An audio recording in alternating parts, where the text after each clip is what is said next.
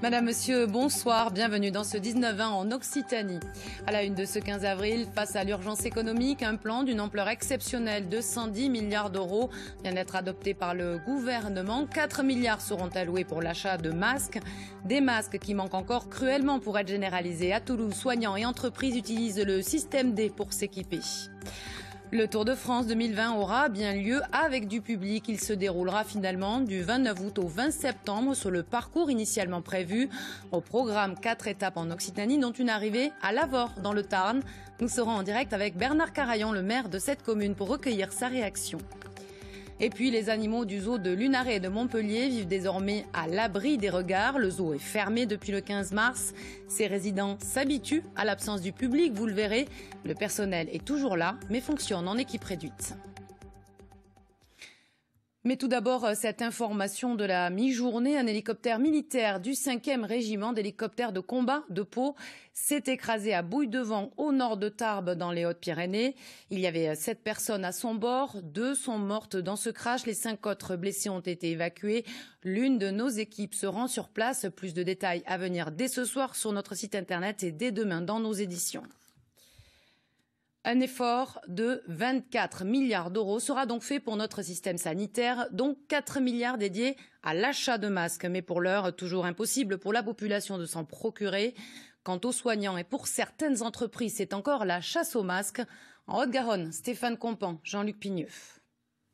Pour procéder à la désinfection, j'ai besoin d'un masque, de gants, d'une combinaison jetable et des surchaussures.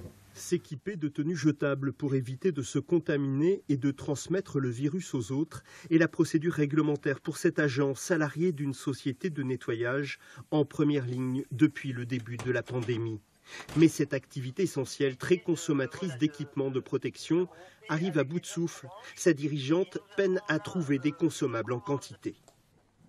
Son stock se vide chaque jour un peu plus et ce n'est pas près de s'arranger. Aujourd'hui, on ne trouve plus de gants, on trouve difficilement des bobines papier. Oui, tout ce qui est ouate, c'est compliqué. La ouate, c'est pénurie.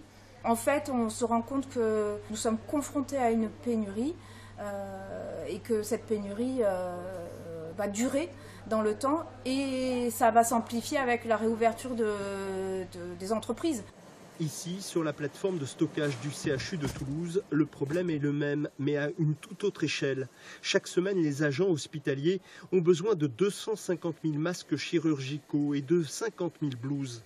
Les fournisseurs habituels ont été réquisitionnés par l'État. Du coup, chaque hôpital doit se reconstituer un réseau à l'autre bout du monde. On a eu beaucoup de propositions d'aide au début. Certaines propositions étaient des propositions malhonnêtes. Quand vous envoyez 300 000 € à l'étranger sur un compte chinois sans aucune garantie, il y a un risque. Donc on a dû s'asseoir sur des professionnels plutôt français qu'on a cherchés et qui nous accompagnent dans cette démarche. Le CHU de Toulouse a 20 jours de stock sur les masques, mais aujourd'hui les fortes tensions se font sentir sur certains médicaments et sur les filtres pour respirateurs. À Perpignan, la communauté gitane